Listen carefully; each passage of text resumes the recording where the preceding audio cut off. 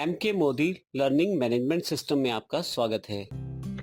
Scale to fit में हमारे पास विड्थ, हाइट और स्केल 3 ऑप्शन अवेलेबल हैं। इस शीट देखिए हमारे पास एक लंबी सी शीट अवेलेबल है। इसमें काफ़ी सारी डेटों की जानकारी अवेलेबल है। अगर हम इसका फाइल पे जाके प्रिंट प्रीव्यू देखें तो देखिए यहाँ मेरी 4 शीटें अवेलेबल हैं।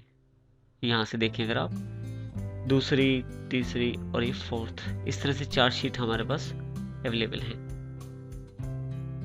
मैं वापस पेज लेआउट पे जाता हूँ। ये जो 4 शीट का जो मटेरियल है इसको मैं एक शीट पे ला सकता हूँ या 2 शीट्स पे ला सकता हूँ, यानी कि मैं छोटा साइज करके उसे 4 शीट का मटेरियल एक शीट पे भी प्रिंट कर सकता हूँ या 4 शीट का मटेरियल 2 शीट पे भी प्रिंट कर सकता हूँ। इसके लिए मैं विड्थ में मान लीजिए मैं इसको सबसे पहले एक शीट पे प्रिंट करना चाहता हूँ, तो 1 पेज विड्थ में और 1 पेज हाइट में कर देता हूँ। अब हम यहाँ से फाइल पे जाके प्रिंट प्रीव्यू देखें तो देखिए ये जितना भी बड़ा मेरा शीट का मटेरियल था सारा एक पेज पे सेट हो गया है। ये अलग बात है कि अभी इसका प्रयोग नहीं हो पाएगा क्योंकि ये मटेरियल मेरे किसी काम का नहीं है, क्योंकि साइज बहुत छोटा हो गया है। मैं फिर से पेज लेआउट पे जाता हूँ। यहाँ से शीट विड्थ जो है 2 पेजेस कर देता हूँ और हाइट भी 2 पेजेस कर देता हूँ। फिर से फाइल पे जाके प्रिंट प्रीव्यू देखता हूँ। थोड़ा सा साइज बड़ा हो गया है, नीचे 2 पेज अवेलेबल हो गए हैं। तो जो मटेरियल था 4 पेजेस का उसने 2 पेजेस पे कन्वर्ट कर दिया है। इस तरह से आप अपनी आवश्यकता अनुसार मटेरियल को अलग अलग पेजेस, जैसे मैं 3 पेजेस पे कन्वर्ट कर देता हूँ तो अब 3 पेजेस पे पूरा मटेरियल मेरा अवेलेबल हो जाएगा। देखिए पहला, दूसरा और ये 3rd पेज जो मेरे पास अवेलेबल हो गया है। जो 4 शीट्स का मटेरियल था वो अब 3 शीट्स में दिखाई दे रहा है। अगर मैं यहाँ से ऑटोमेटिक कर देता हूँ तो ये बाय डिफ़ॉल्ट हमारे पास यहाँ स्केल ऑप्शन ऑन हो जाएगा और ये स्केल ऑप्शन जो है इस वक्त जो पिछली सेटिंग थी उसी पे अभी उपलब्ध है, यानी कि 4 शीट का मटेरियल 3 शीट में ही दिखाया जा रहा है। मैं अपनी आवश्यकता अनुसार इसे कम भी कर सकता हूँ, जैसे 80% या 60%। अगर 60% जाके प्रिंट प्रीव्यू पे देखें तो हमारे पास 2 शीट्स में 60% मटेरियल आ जाता है। तो इस तरह से मैं साइज जो है एक तरह से छोटा करता रहता हूँ, मटेरियल जो है कम पेजेस पे आ जाता है उससे। और अगर यहाँ से मैं स्केल जो है वो बढ़ा देता हूँ तो मटेरियल आने के लिए ज़्यादा पेजेस चाहिए होते हैं। तो इस तरह से मैं स्केल टू फिट सेट कर सकता हूँ अपने प्रिंटिंग मटेरियल के लिए जो मेरे पास शीट में लिखा हुआ है।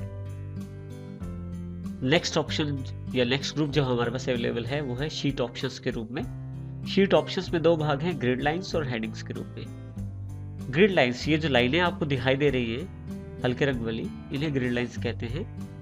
आप यहाँ से व्यू हटाएंगे तो ग्रिड लाइंस हट जाएंगी, व्यू ऑन करेंगे तो ग्रिड लाइंस दिखाई देगी फिर आपको। इस तरह से हेडिंग्स जो यहाँ पे कॉलम्स के नाम हैं या रोज के नंबर हैं वो आप हटा सकते हैं यहाँ से व्यू में। इसके अलावा 2 ऑप्शन नीचे हैं हमारे पास, प्रिंट ग्रिड लाइन में भी और हेडिंग में भी प्रिंट। देखिए सबसे पहले हम सामान्य यदि हम प्रिंटिंग निकालते हैं कभी भी तो एक्सेल में ग्रिड लाइंस प्रिंट नहीं होती। तो अगर फाइल पे जाके प्रिंट प्रीव्यू देखें इसका तो देखिए यहाँ कोई भी ग्रिड लाइन अवेलेबल नहीं है, तो इस कारण से ये प्रिंट भी नहीं हो पाएगी। लेकिन अगर मैं चाहता हूँ यहाँ इनको प्रिंट में लेके आना तो यहाँ ग्रिड लाइंस के जो प्रिंट का ऑप्शन से सिलेक्ट कर लो तो आप देखेंगे प्रिंट प्रीव्यू में ये जो ग्रिड लाइंस है ये भी प्रिंटिंग के लिए अवेलेबल हो गई है।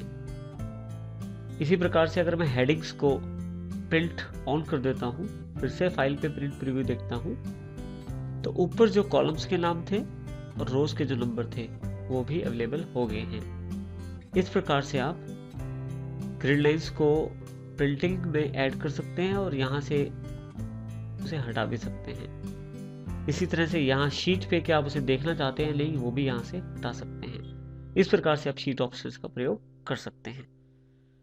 अगला ग्रुप जो हमारे पास अवेलेबल है वो है अरेंज के रूप में। अरेंज का जो कार्य है वो मुख्यतः पिक्चर्स के ऊपर है। हमारे पास यहाँ शीट में 2 पिक्चर्स अवेलेबल हैं। फर्स्ट वन ये फ्लावर्स की है, दूसरा जो पेंगुइन्स की है। 2 पिक्चर्स मेरे पास हैं, इनको मैं एक के ऊपर एक रख के फ्रंट और बैक कर सकता हूँ। इसके लिए मुझे ब्रिंग फॉरवर्ड, देखिए पिक्चर मेरा पिछले वाला सिलेक्ट है, जैसे ही ब्रिंग फॉरवर्ड करता हूँ ये आगे की तरफ आ जाता है, सेंट बैकवर्ड करता हूँ पीछे की ओर चला जाता है। इस तरह से मैं इसकी ऑर्डर तय कर सकता हूँ कि क्या आगे दिखाई दे या पीछे की तरफ। जैसे फ्लावर वाला पिक्चर जो मैंने सिलेक्ट किया है, इसे अगर सेंट बैकवर्ड कर दूँ तो ये पीछे चला जाएगा, ब्रिंग फॉरवर्ड कर दूँ तो आगे आ जाएगा। मैं चाहूँ तो सिलेक्शन पेन भी खोल सकता हूँ। यहाँ पे मेरे पास ये आइकॉन है, इस आइकॉन से मैं इसकी विजिबिलिटी ऑफ कर सकता हूँ। अगर मैं इसे क्लिक करता हूँ तो ये मुझे दिखाई देना बंद हो जाएगी पिक्चर। इसी तरह से ऑन ऑफ करके मैं दूसरी पिक्चर को भी हटा सकता हूँ या देख सकता हूँ। इसके अतिरिक्त अलाइनमेंट में ऑप्शंस उपलब्ध हैं काफ़ी सारे, जिससे आप left right top centre alignment कर सकते हैं। आप चाहें तो इसको ग्रुप में भी बदल सकते हैं। ग्रुप में बदलने के लिए आपको ज़रूरी है कि दोनों पिक्चर सेलेक्ट करें। इसके लिए आप पहली पिक्चर सेलेक्ट करें, फिर कीबोर्ड पे कंट्रोल की दूसरी पिक्चर भी सिलेक्ट कर लें। अब देखिए मैंने दोनों पिक्चर सेलेक्ट कर ली हैं। अब जैसे ही मैं ग्रुप पे जाता हूँ, ग्रुप कमांड पे क्लिक करता हूँ तो ये दोनों पिक्चर्स एक बन जाती हैं। अब मैं अगर मूव या कुछ भी इस पे चेंजेस करता हूँ, मूव करता हूँ या रिसाइज करता हूँ इस पिक्चर को या रोटेट करता हूँ इस पिक्चर को, तो जो भी काम करता हूँ वो दोनों पे इकट्ठे होगा, क्योंकि अब ये ग्रुप बन गई है। फिर से इसे अनग्रुप किया जा सकता है। ग्रुप पे जाएं, अनग्रुप करें तो फिर से पिक्चर्स अलग अलग हैं। आप दोबारा इसे अपनी आवश्यकता अनुसार देख सकते हैं अलग अलग करके।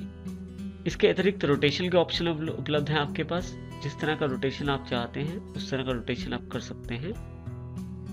पिक्चर को सिलेक्ट करें, रोटेट पे जाएं, 90 degree, left right, vertical, horizontal, काफ़ी सारे ऑप्शन उपलब्ध हैं। जैसा ऑप्शन आप चाहें वैसा आप ऑप्शन लेके क्लिक करें, वैसे ऑप्शन के साथ ही रोटेट हो जाएगी।